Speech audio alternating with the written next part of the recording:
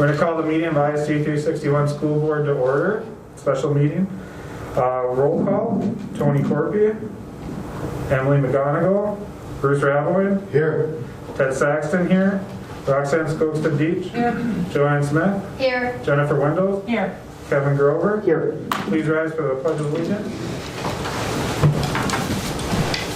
I pledge allegiance to the flag Of the United States of America, and to the republic for which it stands, one nation, under God, indivisible, with liberty and justice for all. I'll entertain a motion to approve the agenda as presented. Move, Joanne. Got a motion by Joanne, Second by Rox. and a second by Rox. Any further discussion? All those in favor signify by saying aye. Aye. Opposed? Carried unanimously. And now, first thing on the agenda, and only thing, presentation from Teamworks International regarding strategic planning. And welcome. Yeah, so I would like to just take this opportunity to introduce Ray Queener from Teamworks. He can do a little intro and bio, tell you about himself.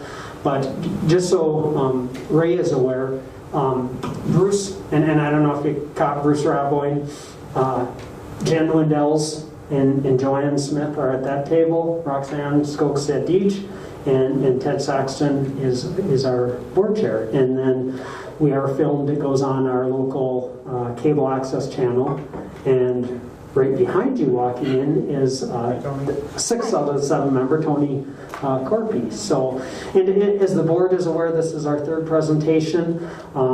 We had MSB last week and several weeks before Nexus. Teamworks is a company I was not familiar with, but I think I told you, looking through some websites and strategic plans, came across them and liked what I saw, so I reached out, and that gets us to this point. So, and I'll be honest with you, Ray, it's up to you. We don't have anyone online right now, so it's up to you if you want to use the mic or not. I can watch if someone wants to join. That's the main reason. So it's 100% up to you. I agree. I am an old football coach, so I can project. Okay, if I stand? The teacher in me would die if I don't. So, Absolutely. So as Kevin mentioned, my name is Ray Queener. I've been with Teamworks about 2 years as a consultant. I've been working with the company for about 20 years in total. So I was a client of Teamworks in a couple of school districts, and then joined in fall of 19, which I thought that was a great idea to come out of my full-time job with benefits. And then March 2020 happened, and I've never seen calendars clear so fast, because I was not what schools needed when that happened.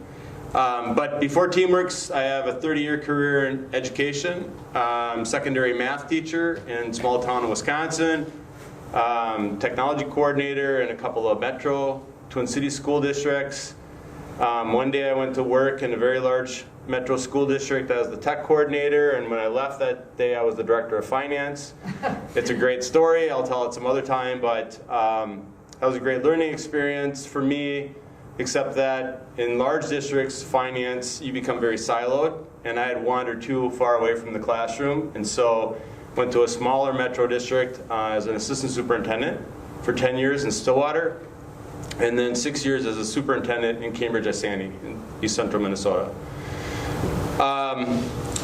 And so today we're going to talk through our proposal. This proposal and our process is very unique. I've not seen anything else on the marketplace like it. And I'll point out some of the differences, and if I get in your way, just let me know. Teamworks has been around for actually 28 years now. It was founded by Dennis Cheesebrow. And some unique things about Teamworks, we are right now exclusively, I shouldn't say that, we're primarily education focused. We do some municipal work with cities and counties, but primarily we're education focused. And we're a leadership organizational development consulting group, and one of the larger ones in Minnesota. We have worked with about half of the school districts in the state of Minnesota in some form or fashion. strategic planning, leadership development, board governance work.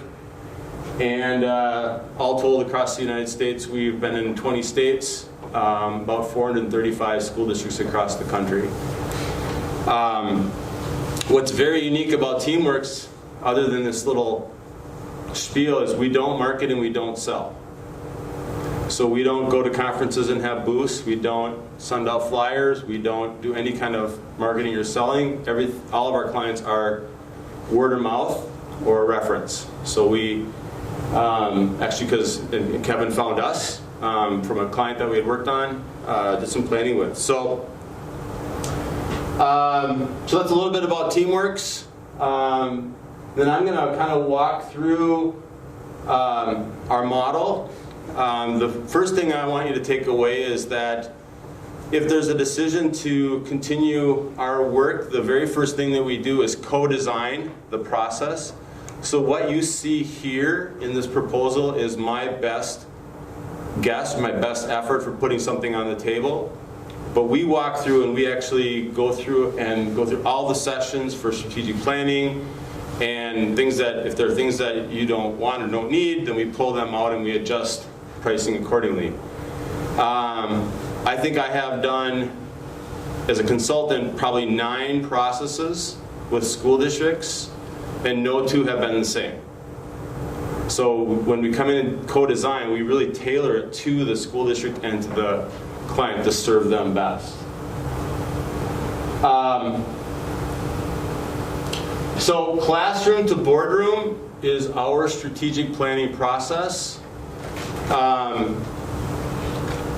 Anybody been part of a traditional strategic planning process? We get a couple hundred people in an auditorium and we say, over the next 5 years, tell us what you think we should do. And as a superintendent, I did that. I was trained in the traditional model. And we got some good ideas that we were able to implement. And we had a lot of ideas that were good ideas, but they were from 25 years ago when those folks were in the classroom. And so they weren't best practices. And so our stakeholders then become upset because they came in and said, here's what we think you should do, and then we don't do it. They said, well, what do you ask us for? So one of the things that's unique about our process is we start organically with the classroom, and we go up that graphic to the boardroom. Traditional planning starts at the boardroom, and it pushes the plan down and in to the organization, and ours is up and out, both in terms of our communication and our work. So that's one thing that's unique about our strategic planning process.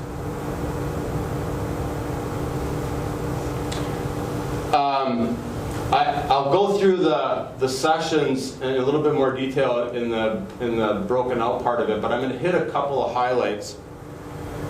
There on the right hand side in the circles are the 2 places where in this process we get stakeholder engagement. So instead of asking all of our stakeholders to come into the room and tell us what they think we should do, in this first oval here in box C, we say, please describe for us the experience that you want when you come to school, when you engage with school, as a student, as families, and as staff. A much different question. So we ask for that experience that they desire when they come and engage with school. The rest of the plan then is turning that desired daily experience back to the educational professionals and say, how can we best deliver what our stakeholders are saying is their desired experience?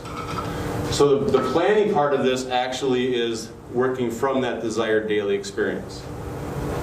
We do the work and we get up to the second oval at the top, and we go back out to the public or to the stakeholders and say, here's what you said you wanted for a desired daily experience. Here's our plan on how we think to best deliver it. What do you think? What's your feedback? And if there's any additional changes, we make them at the last part. The rest of the process primarily is driven by the work of the staff and the administrators in the school district. So that, again, that's another part that's unique. There's 3 phases to this work. One is setting the context.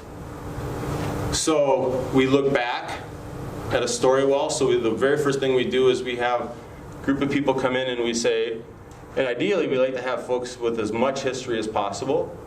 Look for those staff that have been around for a long time. And we build the story of the district from that point forward.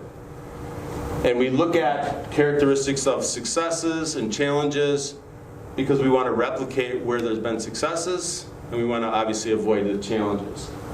So we set the context, we describe the vision, and then we build the plan. Those are our 3 processes. Let me pause. Questions so far?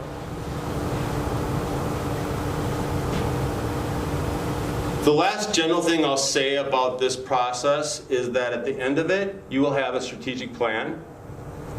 But our work is actually more about implementing a system of planning.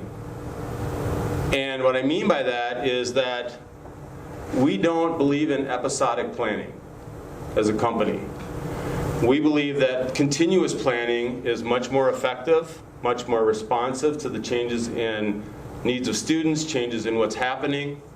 And so when we're done, I don't call Kevin in 3 to 5 years and say, hey, it's time to fire up the strategic planning process again. Let's invest a lot of time and a lot of resources. Every year, the operational plan is updated. Every year, the board governance plan is updated. So every year, you have an updated plan.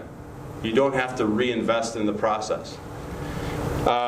One of our longest serving clients, one of the suburb districts in the Twin Cities, has never done strategic planning. They've been with us for 26 years, and they've always had an up-to-date operational plan. And so this is about implementing a system of planning as much as it's about doing strategic planning.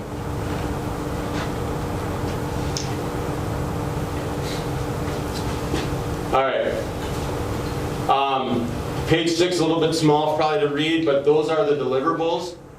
One of the questions I get often is how do you engage the board? And we'll talk a couple of parts of where the board's role comes into play. But every one of the sessions that we do a complete report that I send back to the superintendent and the team, and then a copy is forwarded to the board. So the board's always engaged and updated on where we are with our process. Until we get to the boardroom work, and then that's where your work will occur. So that each one of those are deliverables that we have for our process. The other thing that's, again, probably unique is that in our plan, we very clearly articulate what is governance work and what is management work. And as you can see, the governance work has the district strategic roadmap. That's the mission, vision, and core values, and strategies. That's the governance work of the process. 3-year board agenda. That's the governance work or the governance agenda for your next 3 to 5 years, depending on, or to allow the strategic plan to be implemented. Long-range planning, and then of course superintendent appraisal. Administration or management owns the vision cards, the operational plan, the school and department improvement plans, and then the office of the superintendent has to do the monitoring report, which is reporting back to the board and public on the performance and how we're doing with the plan. So that's the role of management, and that's the role of governance. Don't drink coffee and then try to talk a long time. Better with the mask on, I know, right? Questions on that part?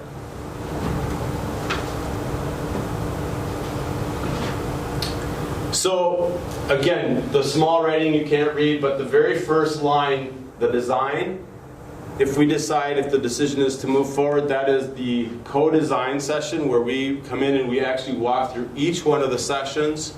We talk about what what they are, what makes sense for the organization, how do you want to structure it, how frequently do you want to meet, who's on the planning team, when and how will we get stakeholder engagement. All of the details for the entire plan are done in that very first session, and then when we finish that, then we have a kind of our final estimate of cost. So right now the cost associated with this would be as if we did it as written. But not everything has to be done. But this is kind of where we start from. So the first two sessions, B and C, or excuse me, B is orientation to what we call education leadership system. And that's our work around excellence in governance and management and consultation. So roles and responsibilities of all the adults in the organization. We do that to set common language and understanding around what we're doing in the work. So we typically do that with the school board and the leadership team.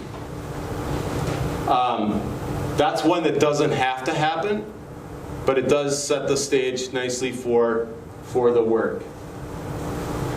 Ray, as far as a leadership team, I mean, in a typical, like you say, we have I'm going to say a K through 5 or pre-K through 5 elementary, we have a 6 through 12, call it high school or building. I mean, is that obviously, principals, administration, some teacher reps, paras, is that what we're talking as a leadership team, or? For that one, I'm specifically talking about that'd be your head principals, any district office administrators, primarily the folks that are engaging at the board level. Your other representatives would be on your strategic planning team. So that is a bigger team, but typically in that first one, it's board and the top administrators.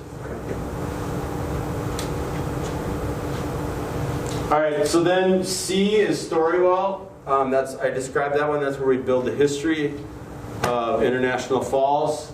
And every one of the sessions has key components of what we take forward. Out of the Storywall, we take forward the characteristics of success and the characteristics of the challenge. And we look at that and study that so that we can replicate success and avoid challenge.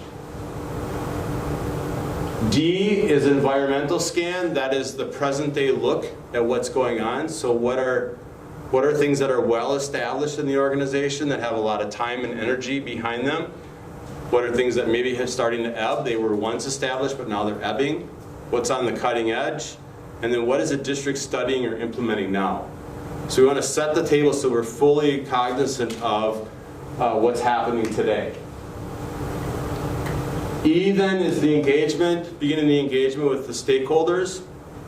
And again, this is another place where you can customize and tailor it to meet your needs. Sometimes we do focus groups. So we'll come and do focus groups with students, with staff, and with families.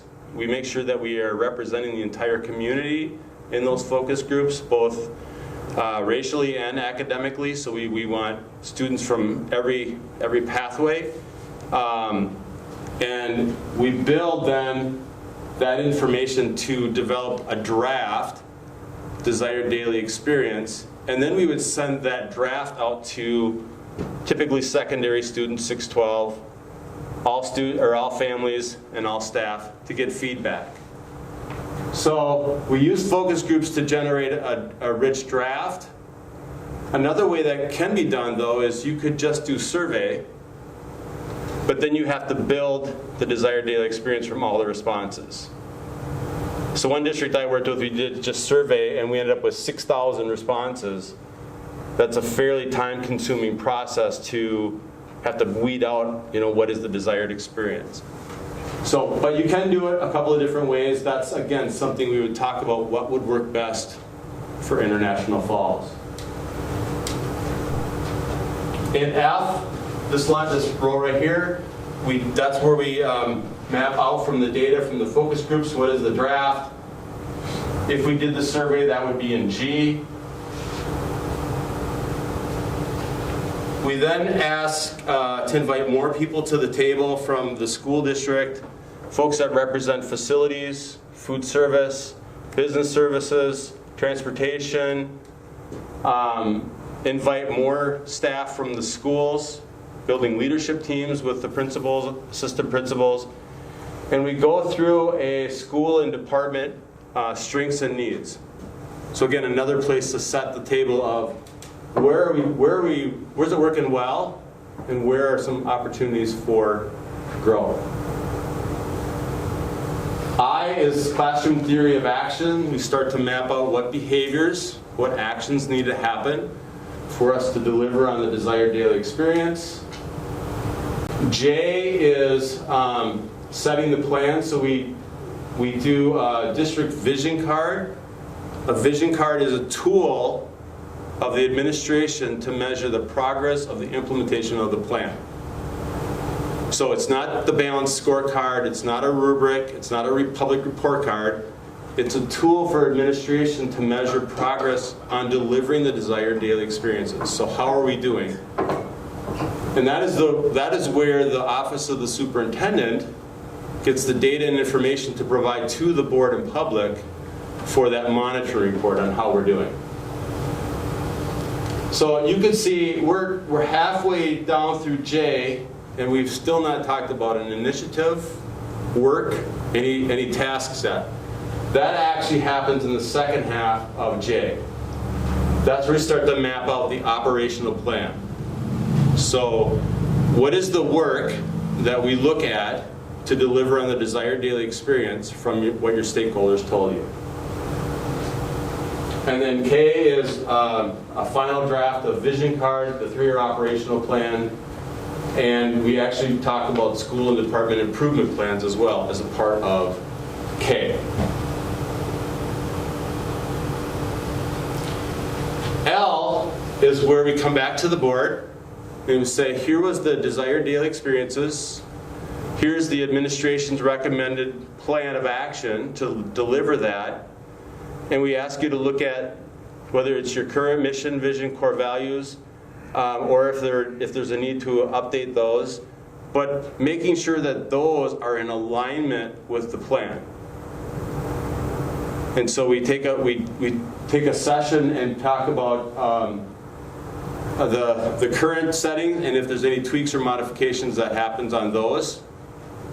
After that is when we send out the plan to the stakeholders, say, what do you think? Get the feedback, and then in M, we come back to the board and say, okay, here's the feedback we got. Is there any refinements you want to make to mission, vision, core values based on that feedback?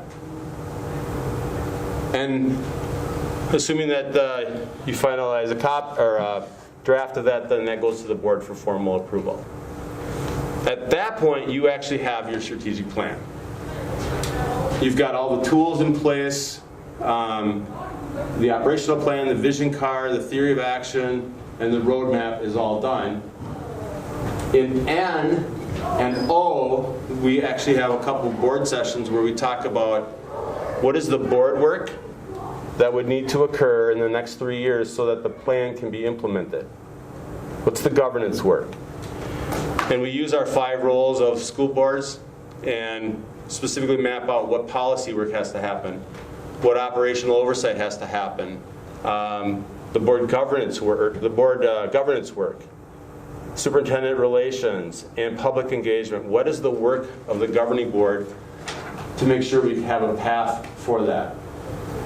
And then the very last session is looking at your structures and your processes and workflow as a school board to see if there's anything to tweak or modify there that, again, paving the way for the plan to be implemented. So that is an overview of our process. It's designed for change. It's not designed for wordsmithing and putting something on a shelf. And just being straightforward, I for sure am not going to be a good fit if that's a direction you want to go. I'm not going to wordsmith and put something on a shelf. I'm about making change, adult behavior change for the benefit of kids. That's what I spent my career doing. And so everything we have designed here is meant to do that, to make positive change for kids. So as far as like the district vision card and all these, processes of, that we go through. Is part of that then what keeps us going, where you talk about not coming back 3 years from now or whatever? I mean, we will learn, or, that's part of it, that, okay, this will be done on an annual basis, or, Yes. quarterly, or 6 months, or... Yeah, we facilitate the process and then teach how to do it when we're not here. So my question would be, to get to end from the starting point, what's the timeline on that? Is it a year, 6 months, 18 months? What's the guesstimated timeline? Typically, it's 3 to 6 months, Okay. but we can go at the pace at which you want to go. We can go faster, which if the organization is willing to pull people in and meet frequently, we can do that faster.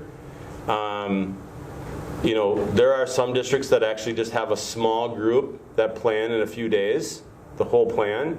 Probably not the best path because you don't have a lot of engagement and buy-in, but you could have a plan in, a week or two. When you start going past 6 months, it becomes a longer process if there's not a need to do that. So typically 6 is kind of the end. So then, I had another question related to time. How long, do you have a backlog, or can you start, or when would you be able to start the process if we decide to go with you? Well, right now I would be the lead consultant, but there's 6 of us on our team that do processes. Probably for International Falls, it'd probably be just one of us, and I could start in December. Okay. My December's not wide open, but there is openings in December, and when we do this, in A, we build out the entire calendar for the whole process. And that way it's on people's calendars and we know when it's coming. There's times where we have to adjust things, but we want it mapped out so that we can hit our targets. And I think just so the board's aware, no matter whom we go with, I think it's going to have to kind of be a middle of the road, because on a normal year, it's easier to pull people, it's easier to get coverage. That's tougher right now. Yeah, it's one thing even admin is loaded in certain things, but I think the desire is to move, but it's going to have to be a happy medium in there so that, we plan the best we can, assuming we don't take some right angle turn here shortly or something, but we're going to have to be a little careful on how much we're pulling people and what we can cover and other pieces we can, just throwing it out there. Some of the 3-hour sessions or shorter sessions, can we, compensate some people and maybe do evenings, where, just throwing it out there because coverage is tough right now. I think there's, just like with the letters training, there's people that are willing to help and step up, but we got to be careful that we don't, discourage because we have to combine classes or whatever. So, And a lot of these, so C, the Storywall, and D, the environmental scan, they're 2 3-hour sessions, but they could be combined on the same day. And it's not an unreasonable, it's 6 hours of time, but if you went 3 to 6 and 6:30 to 9:30, you could do that in an evening. When you get into the heavier work around the desired daily experiences where you're looking at a lot of data and you're trying to pull statements, that's a little different mental challenge at the end of a work day. It's kind of harder to sit through 6.5 hours of that.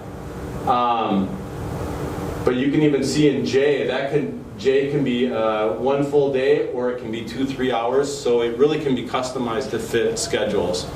The best way we can meet your needs.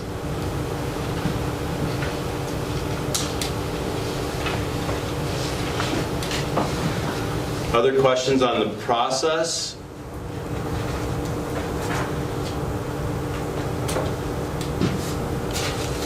One other piece that I'll offer is that this develops a district operational plan, a district strategic plan, but all of these processes can be replicated at the school level and at the department level. So you can have a school operational plan that's vertically aligned with the district plan. You can have department plans that's supportive and builds it off of the district plan to do that work. Buildings can have vision cards. So the more the system gets aligned, the better success it will have. I joked about my first couple of years I had superintendent goals. I had board goals that I was responsible for. I had strategic planning work, and I had an evaluation system that wasn't connected to anything. So I was working on 4 things trying to get it done. When we got everything aligned, that's when we actually made the most progress.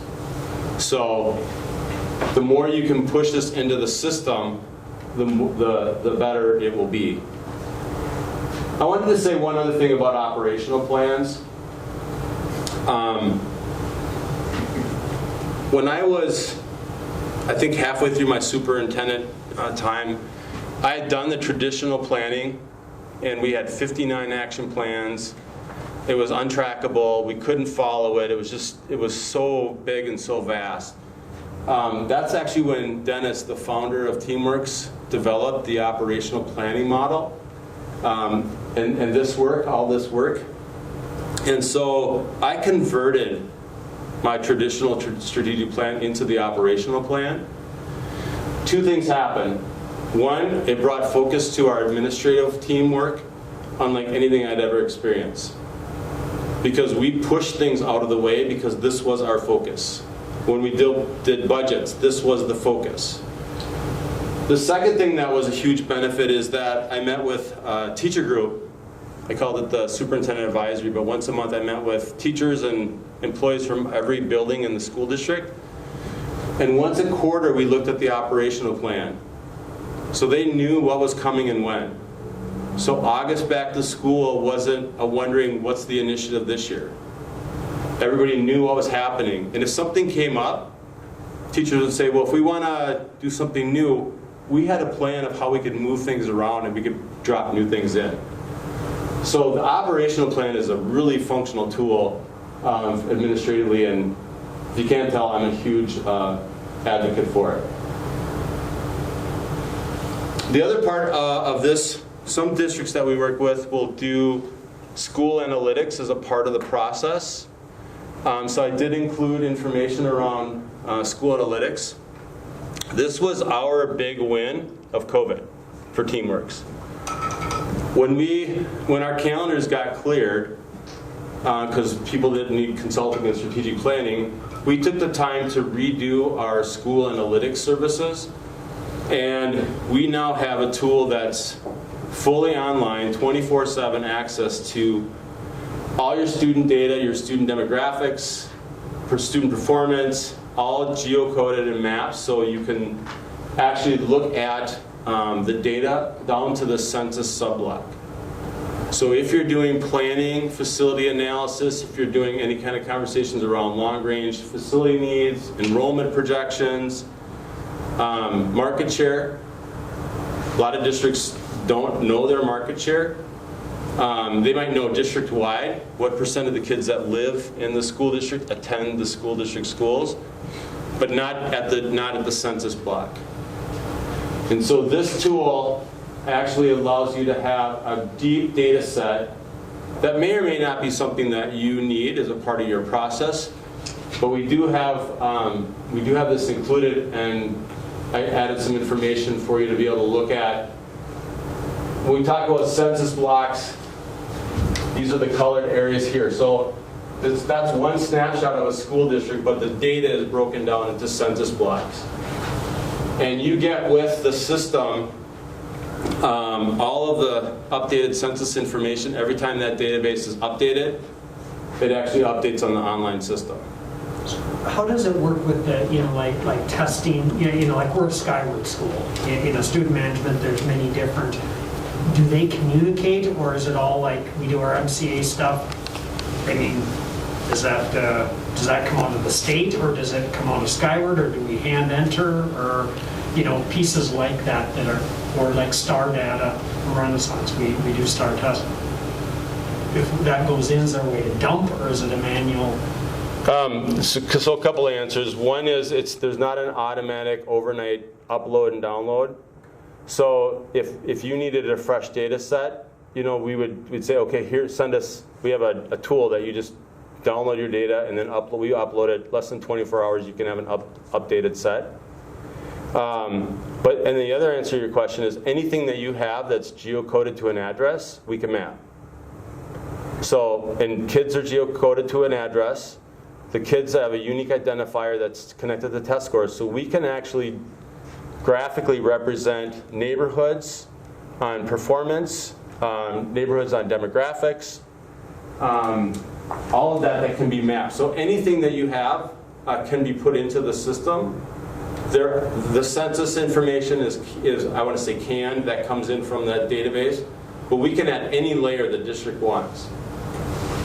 And then, I don't have a picture of that, but there's actually, you can look at a graphic and see where pictorially are all the special education students in the school district. Where's our diversity? Where are all the kids performing at a high level? You don't see who it is, but you can see graphically where those data sets are. And it's hard to demonstrate the whole system, but that's another probably 45 minutes of an hour. That's how in-depth the tool is. But if there's concerns or thinking about facility analysis, enrollment projections, market share, this may be a great tool to be a part of your process. It's not required.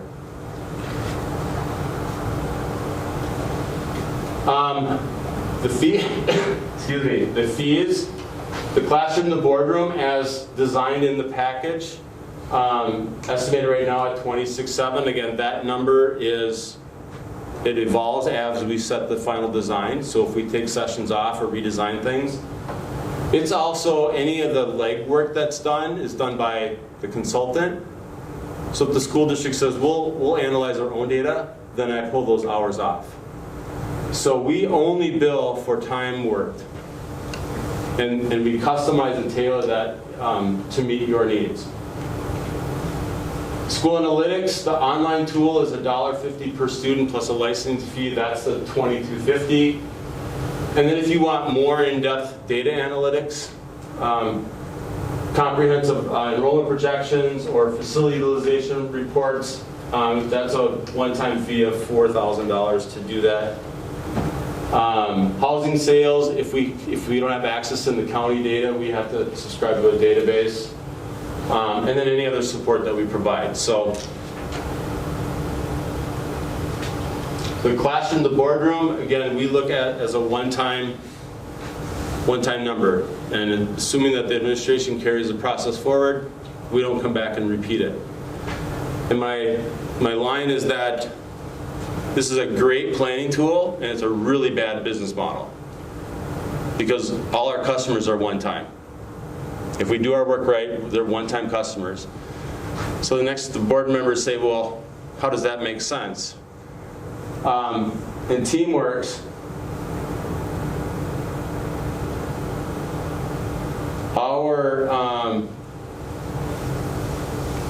can't see the pathway, but our bread and butter is in this pathway, the partnership leadership, and that's where we work with teams to implement plans, to lead well.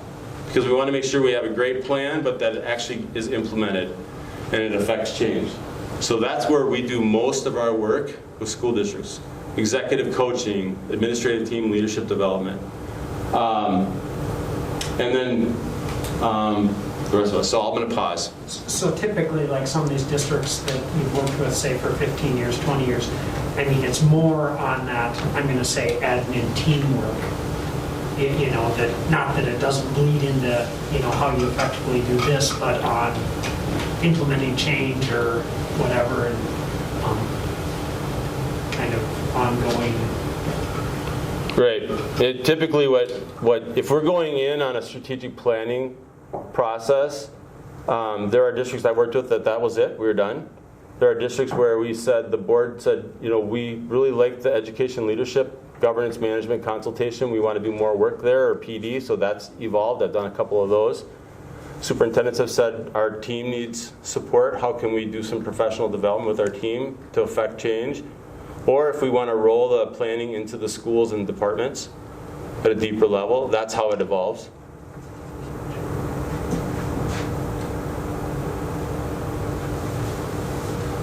And then lastly, who are we?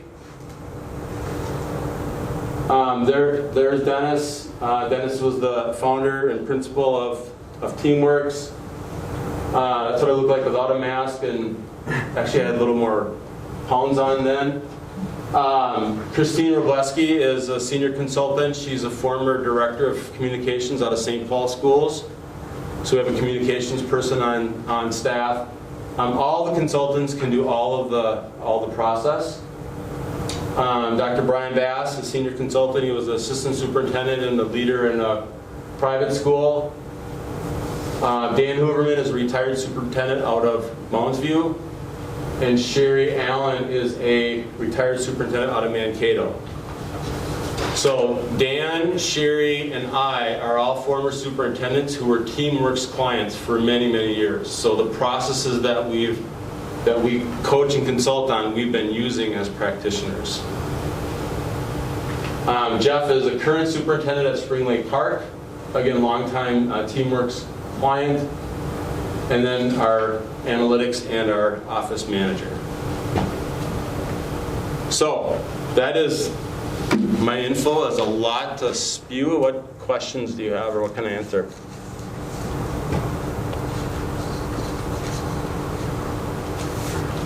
Don't be shy now. Well, it was a very nice presentation. I think it was pretty clear. I trying hard to think of questions, but you answered a lot of things as we went through it. So. Would you have an example or two? I mean, I'm just thinking, of a district similar to our size, that hopefully they're an ongoing client that, if someone wanted to reach out and say, how's the experience been? And Yeah. I mean, I understand you're not going to give someone that was bad, it's like checking a reference, but I mean, I'm curious, because like I said, I picked, and where I came across was a very large district. Yeah. And again, I loved what I saw, but I'll be honest, a big district, it is a different process. I mean, there's similarities, but there's differences. There is, yep. Buffalo Lake Hector Stewart is, I think they're probably about half the size of International Falls. I'd worked with them. Rockford Public Schools, that's West Metro. I worked with them on the classroom to boardroom process. I think the other districts that I've worked with, Osceola, Wisconsin is another one. Other districts I worked with are more metro. And that's fine. I just curious. And we can get other references. Dennis has worked with many, many more. Those are just who I've worked with from a like size, or similar size, I should say, not like size. All right, well, anybody else? Questions? By all means, if, like I said, and I explained a little bit, our process is, kind of, was it December 5th, 6th, I didn't look up my calendar, to come back and have discussion. Everyone should have a copy. I can print copies if anyone would like, to look over, think about. If there's any questions that come up, whether it's for this one, MSBA, Nexus, feel free. I would definitely be open to answer, because I'm not going to be able to answer a lot, when we come to the table next, whatever it is, December 6th, I think it is. I've heard what you guys have heard and know what you know. So if there are questions, it'd be nice ahead of time, to get and shoot them and get a response back or get an explanation. In many of the sessions, we have a whole series of frameworks that we use, that are images that we use for a lot of our professional development work. We incorporate all of that into the process. So when we work with the team, we're actually giving the framework instruction, and so the team can walk away and use those in other applications. like the decision-making framework is a really powerful tool for school districts, both boards and superintendents to use. So those are the things, we teach those things as well as a part of the process. So it's more than just a plan. It really is about putting in a continuous planning model system into the organization. So, Could you talk just a little bit more about the focus groups and how you get outside stakeholders, input? yeah, probably that's one of my favorite things to do, especially with students, because the former teacher in me likes to be back working with kids. But typically when we do the focus groups, we ask, for students, we ask the principals to take a look at the demographic profile of their school, academically and racially and all the diversity, and then select students or invite students to come in, and we just spend about an hour and a half with each group, anywhere from 10 to 20, 25 kids, and we just ask them to describe their desired daily experience. Sometimes folks will talk about something that doesn't work, and then we ask them to envision, if it did work, what would that look like? And so we get the positive statement on the board for their desired experience. So we do that with students. Families, we also ask to have the same profile built, not of the same students, but the same profile, so we represent the community. And then staff, typically that's an open invitation. And so they just open up, any staff want to come, and we just see how many sign up and then the number of groups we have. After we get the draft, desired daily experiences, that goes then back out to all of the stakeholders, all families, all staff, and typically 6-12 students. So here's what your peers said are the desired daily experiences. To what degree do you agree with these? And is there anything missing? And so we found that to be a really effective way to get all the engagement instead of starting from scratch with nothing. So that's what we do with the focus. They're more guided conversations than focus groups. And you've had good amount of feedback from? It's really very rich. Yep. Thank you. Yeah, I think I just finished Centennial, and I want to say we had over 210 focus group participants that generated the data, and it was very, very rich. And I think they're about 4,000 or 5,000 students. So, I mean, we can talk to as many as desired, and we typically do that in one day. So we come up and do students in the day, staff after school, and then invite families. Sometimes we've also been throwing out optional virtual sessions. So we've gotten pretty good engagement with a virtual focus group too. Gives people the chance to go home and have dinner, and then we hop on and do a 90-minute session with them, or staff too. So it really can be customized. So do you include, let's say, like the hospital, the CEO of the hospital, or of the paper mill, or any of those other like business stakeholders, or is it mainly just school? If we invite, we do that on the very first 2 sessions. If we're opening up to a broader community audience, we do that for Storywall, because they bring perspective that maybe school folks don't have. City administrators, office or hospital board presidents, hospital president, any large firm, they come and offer that perspective in the Storywall, and they also offer its perspective in the environmental scan. The rest of the work, though, is education focused. So if they are not a parent, then they don't have a desired daily experience as a community member. Make sense? Yep, perfect, thank you. And I think no matter who, and they're all a little different, there's going to be chances we all have to invite, like for the Storywall, like we talked about, because we all come from, I'm going to say, different groups, so to speak, and have to do some asks, to get people to the table, which is a little different than, like the student piece. Yeah, we can do the demographics, so there's some free and reduced lunch kids, there's some special ed, there's some American Indian, there's some an English language learner or two, and kind of break it up and, not stack the deck, it's just get equal or, equal representation based on our demographics, so to speak. And I do advise that we build a communication plan as a part of the process. So what is the public message that's out as we're doing the process? So that when we get to the top feedback from students, from parents, and public, when we send out the plan broader, they have context for what we're doing and why we're doing it. So typically in these sessions, I'll work with whoever does the communication, the website work. We add a column on there and say, what are the key messages that, and how are we going to communicate up and out to the public what we're doing and why? So we bring them along. They're just not at the table talking education initiatives.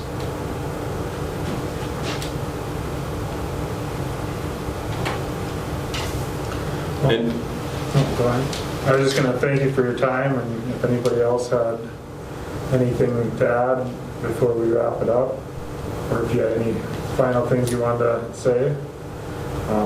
But thank you for coming up. You picked a good day to do it. yeah, imagine my surprise when I got a little bit north of Virginia and then it was all white. And I was like, ooh. It's above freezing today, so that's... Car wash day. Well, thank you for the opportunity, and if you have any questions, let Kevin know, and I know he knows how to get a hold of me, so appreciate the time. Thank you so much. Thank you. Yeah, if you just give us 2 seconds here, we'll wrap up. All right.